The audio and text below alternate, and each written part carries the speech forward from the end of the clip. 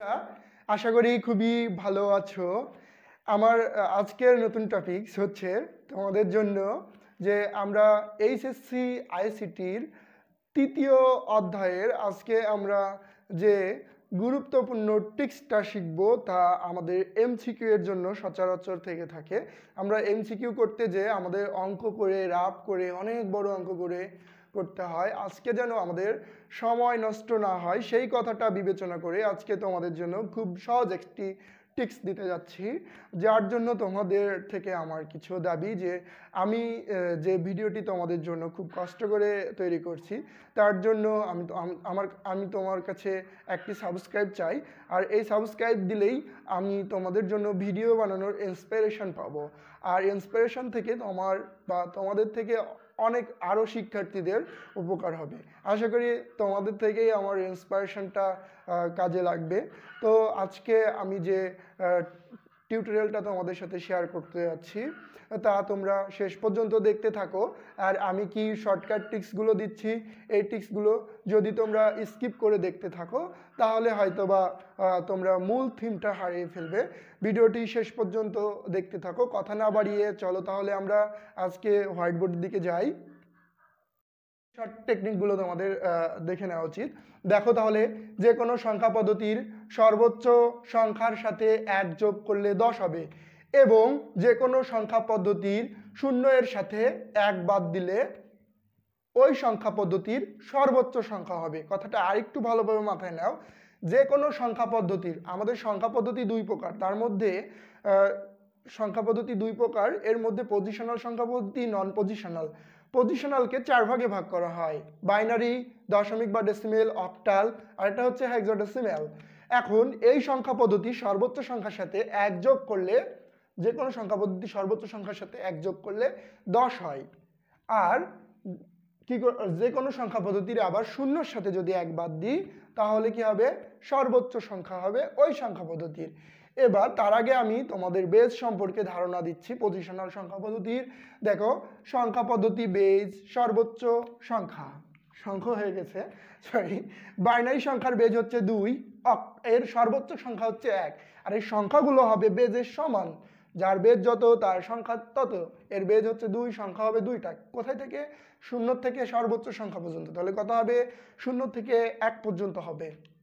এরপরে অক্টালের বেজ 8, এর সর্বোচ্চ সংখ্যা বেজ থেকে 1 কম হবে, প্রত্যেকটার একই। তাহলে 8 থেকে 1 বাদ দিলে 7, 10 থেকে 1 বাদ দিলে 9, 16 থেকে 1 বাদ দিলে f, যার মান হচ্ছে 15। তাহলে এই সর্বোচ্চ সংখ্যার সাথে যদি আমরা 1 যোগ করে দিই তাহলে আমাদের 10 হবে। আর যদি সর্বোচ্চ সংখ্যা না থাকে তাহলে সিরিয়াল বাই যেটা যোগ হয় সেম একইভাবে যোগ হবে। তাহলে আমাদের এত কিছু ভাবার দরকার নেই। আমরা মূল যে টপিকস সেটার সাথে আমরা তোমাদের এখন দেখাবো। এখন আমি তোমাদের সিম্পল একটা থট দেখাবো। 10-এর মধ্যে 1 বাদ দাও, এটা হচ্ছে আমাদের সাধারণ যে আমরা ব্যবহার করি। তাহলে এই শূন্যকে আমরা 10 ধরি। কিসের জন্য? এটা 10 ভিত্তিক সংখ্যা। বা আমরা এখানে একটা টেকনিক রাখতে পারি, 0-এর সাথে 1 বাদ দিলে সবসময় 9 হয়, হাতের একটা বাদ চলে যাবে তখন আবার। তাহলে কি ইজি হচ্ছে না তোমাদের জন্য? তাহলে আজকে আমি পরবর্তী বা পূর্ববর্তী সংখ্যা বলতে, পরবর্তী সংখ্যা মানে 1 যোগ আর পূর্ববর্তী সংখ্যা মানে 1 বিয়োগ। আজকে তোমাদের পরবর্তী বা পূর্ববর্তী সংখ্যা নির্ণয় করা দেখাবো, বা এমসিকিউ থাকবে। যেমন 1 1, এটা বাইনারিতে দেওয়া আছে, এর পরবর্তী সংখ্যা কত? তার আগে আমি তোমাদের বলে দিই, বাইনারির 1-এর সাথে 1 যোগ করলে 0 হবে, 10 হবে। অক্টালের 1-এর সাথে যোগ করলে 10 হবে। তারপরে 9-এর সাথে 1 যোগ করলে, এটা আমরা সবাই জানি 10 হবে। f-এর সাথে 1 যোগ করলে 10 হবে। সর্বোচ্চ সংখ্যার সাথে 1 1 করে যোগ করলে কত হবে? 10 হবে। এটা আমি একটু তোমাদের ভালোভাবে বুঝিয়ে দেওয়ার চেষ্টা করি। 2-এর 1 1 যোগ করলে সাধারণভাবে 2, এটাকে বাইনারিতে নিয়ে যাও, 2 দিয়ে ভাগ করতে হবে 0, আবারও 2 দিয়ে ভাগ করে 0 1। তাহলে নিচ থেকে উপরে গেলে 2-এর বাইনারি মান হচ্ছে কত? 1 0। যা কত মিলছে না তোমাদের জন্য? এবার 7 আর 1 যোগ করলে 8, এটাকে আবারও 8 দিয়ে যদি ভাগ করো তাহলে অক্টালে পাবো। 8-কে 8 ভাগ মিলে যায়, কারণ এই 2 8 এগুলো সব দশমিক সংখ্যা, এগুলোকে আবার 8 দিয়ে ভাগ করতে হবে। যে সংখ্যা পদ্ধতি কনভার্ট করবো সেই সংখ্যা পদ্ধতির বেস দিয়ে বাইনারিতে নিয়ে গেলাম, বাইনারি 2 দিয়ে ভাগ করলাম, অক্টালকে রূপান্তর করবো 8 দিয়ে ভাগ করবো, তাহলে 1 0 আবার 8 ভাগ দিয়ে ভাগ করে 0 1, তাহলে আবারও 1 0 আসছে, বুঝছে? এবার 9 আর 1 10 তো আমরা সবাই জানি, এটা সাধারণ নিয়ম। এফ এর মান হচ্ছে 15, তাহলে 15 আর 1 16, এটাকে আবারও হেক্সাডেসিমালে নিয়ে যাও, তাহলে হেক্সাডেসিমালের বেস দিয়ে ভাগ করবা, 16 কে 16 ভাগ মিলে যায় 0, আবারও 16 দিয়ে ভাগ করো 0 1, নিচ থেকে উপরে। দেখো কথার সাথে আমাদের কাজের মিল আছে কিনা এটা তোমাকে অ্যাট ফার্স্ট দেখতে হবে। তাহলে আশা করি তোমাদের এই টপিকস বা এই শর্টকাটগুলো তোমাদের খুব ভালো লাগছে। তাহলে যদি ভালো লেগেই থাকে তাহলে স্ক্রিনশট মেরে রাখতে পারো, অথবা আমার টিউটোরিয়াল দেখার সাথে সাথে খাতা কলম নিয়ে বসে ঝটপট করে তুলে নিতে পারো। তাহলে এগুলো তোমরা উঠিয়ে নাও, ততক্ষণ আমি তোমাদের জন্য কয়েক সেকেন্ড অপেক্ষা করছি। আশা করি তোমরা ওঠানোর চেষ্টা করছো, উঠিয়ে নিও। তো আজকে আমরা মূল অঙ্কেতে যাই, তোমরা দেখতে থাকো এবং চোখ রাখো হোয়াইট বোর্ডের দিকেই।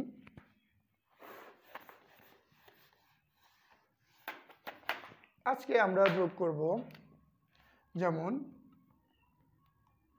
যদি বলা হয় 1 1-এর পরবর্তী সংখ্যা কত,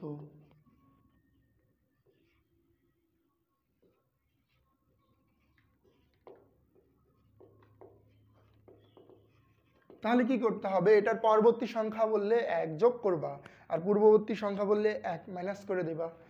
তাহলে 1 1-এর সাথে আমরা কি করব? 1 যোগ করে দেব।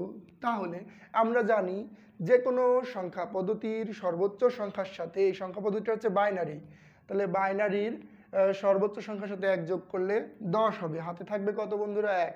ও একটা আবার এখানে যোগ করে 1 1 যোগ করলে 10, হাতে থাকে 1। তাহলে এই নিয়মের মাধ্যমে আমার বাইনারির যোগটাও হয়ে যাচ্ছে বন্ধুরা, তো আমাদের জন্য সবথেকে বেনিফিট হবে এই নিয়মের মাধ্যমে। এবার আমরা যদি বলি যে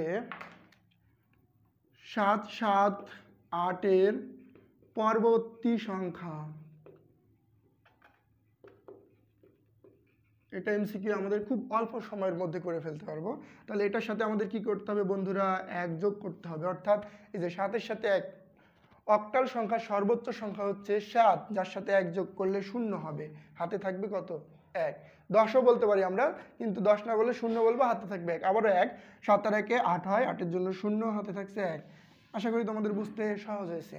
তাহলে আমরা পরবর্তী সংখ্যা খুব সহজেই কনভার্ট করে দিলাম, বাইনারি থেকে, অক্টাল থেকে, আর দশমিক থেকে তো আমরা সবাই পারি। এবার আরেকটু দেখাবো হেক্সাডেসিমাল থেকে আমরা কিভাবে খুব সহজে নির্ণয় করব। তাহলে আমরা দেখি এফ এর পরবর্তী সংখ্যা, তাহলে পরবর্তী সংখ্যা মানে এর সাথে 1 যোগ করে দিব, তাহলে সর্বোচ্চ সংখ্যার সাথে 1 যোগ করলে 10 হয়, যার জন্য এখানে আমরা 0 বসাবো, হাতে থাকবে কত বন্ধুরা? হাতে থাকবে 1। আবারও এখানে সর্বোচ্চ সংখ্যার সাথে 1 যোগ করছি, 0, হাতে থাকছে 1। আশা করি তোমাদের বুঝতে খুব ইজি হয়েছে। এবার আমরা পরবর্তী সংখ্যার কাজ শেষ করলাম। এবার আমরা তোমাদের জন্য পূর্ববর্তী সংখ্যার কাজ আমি দেখাবো, কিভাবে আমরা পূর্ববর্তী সংখ্যা নির্ণয় করব। তাহলে পূর্ববর্তী সংখ্যা নির্ণয় করতে গেলে তোমাদের টেকনিকটা অবশ্যই মনে রাখতে হবে। যে কোনো সংখ্যা পদ্ধতির পূর্ববর্তী সংখ্যার সাথে 1 বাদ দিলে কত হবে? 0-র সাথে 1 বাদ দিলে সর্বোচ্চ সংখ্যাটা হবে। তাহলে বাইনারির সর্বোচ্চ সংখ্যা 1, এরপরে অক্টালের সর্বোচ্চ সংখ্যা কত? 7, দশমিকের সর্বোচ্চ সংখ্যা 9, হেক্সাডেসিমালের সর্বোচ্চ সংখ্যা f বা 15। তাহলে আমরা পূর্ববর্তী সংখ্যা বললে আমরা কি করব? 1 বাদ দিয়ে দিব। এখন যদি তোমাদের বলা হয় 1 0 0 বেস আছে 2, এর পূর্ববর্তী সংখ্যা কত?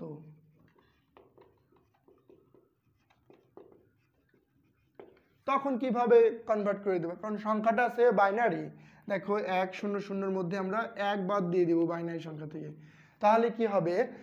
বাইনারি সংখ্যার যে সংখ্যার থেকে আমরা 1 বাদ, 0 থেকে 1 বাদ দিলে কত হবে? 0 থেকে 1 বাদ দিলে বাইনারি সংখ্যার ক্ষেত্রে কত হবে? 1 হবে। বাইনারি সংখ্যার ক্ষেত্রে 1 বাদ দিলে এটা হচ্ছে বাইনারি, এটা হচ্ছে অক্টাল, এটা হচ্ছে দশমিক, এটা হচ্ছে হেক্সাডেসিমাল।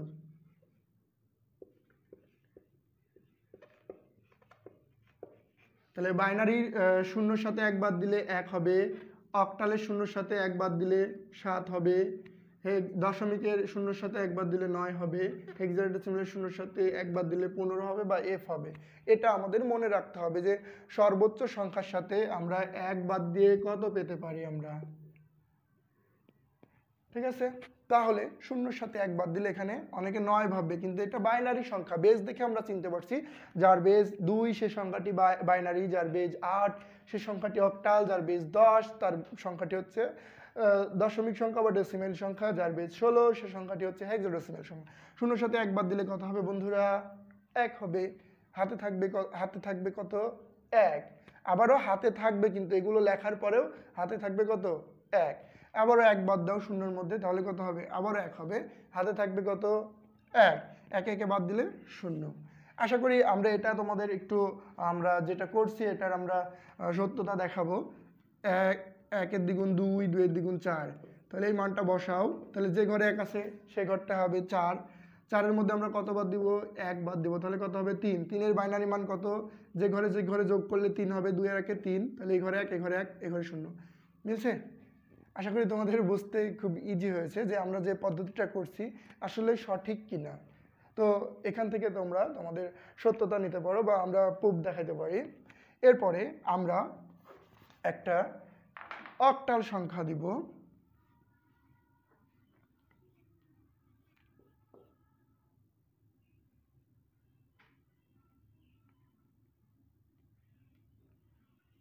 এটার পূর্ববর্তী সংখ্যা কত? তাহলে আমরা কি করব? পূর্ববর্তী সংখ্যা মানে এর মধ্যে থেকে আমরা কি বাদ দিব? 1 বাদ দিব। এখন সংখ্যাটি হচ্ছে অক্টাল, অক্টালের শূন্যর সাথে 1 বাদ দিলে 7 হবে। তাহলে শূন্যর মধ্যে 1 বাদ দাও, তাহলে কত? 7। হাতে থাকে আবারও 1। শূন্যর মধ্যে 1 বাদ দাও, 7। হাতে থাকে 1, একে মিলে গেলে 0। ঠিক আছে, তাহলে বন্ধুরা এটার মান হচ্ছে কত? 0 না দিয়ে 7 7 8 দিতে পারি, বা এটার সাথে আবার 1 যোগ করো, আবার 1 0 0 পেয়ে যাবে। তাহলে এটাও তোমাদের আশা করি বুঝতে সহজ হয়েছে। যদি এটা না দিয়ে আরেকটু দিত 0 1 বা দেখা যাচ্ছে এখানে 5 বাদ দিলা 3, অক্টালে আছে কিন্তু, তাহলে কি করবা? এই 0-এর মধ্যে 5 বাদ, মানে 10-এর মধ্যে 5 না 8-এর মধ্যে 5 বাদ দিবা। 8-এর মধ্যে 5 বাদ দিলে 3। হাতে থাকে কত বন্ধুরা? 1। কারণ এখানে তুমি 8 সমান 1 ধরছিলে, আবার 3-এর মধ্যে 1 বাদ দিলে কত হবে? 2। এটাই হচ্ছে আমাদের কনভার্টের নিয়ম। আমি কিন্তু জটিল নিয়মটা আগে দেখাচ্ছি, আর সহজটা তো তোমরা এমনিতেই পারবে, কিন্তু এখানে 0-এর জন্য 8 ধরবা, 8-এর মধ্যে 5 বাদ দিলে 3। আবার এই 0-এর জন্য 8 ধরছি, যার জন্য এখানে আবার 1 নিচ্ছি। এভাবে আমরা সহজে কনভার্ট করে দিতে পারবো। এবার আমরা হেক্সাডেসিমাল সংখ্যা দেখিয়ে দিই তোমাদের জন্য।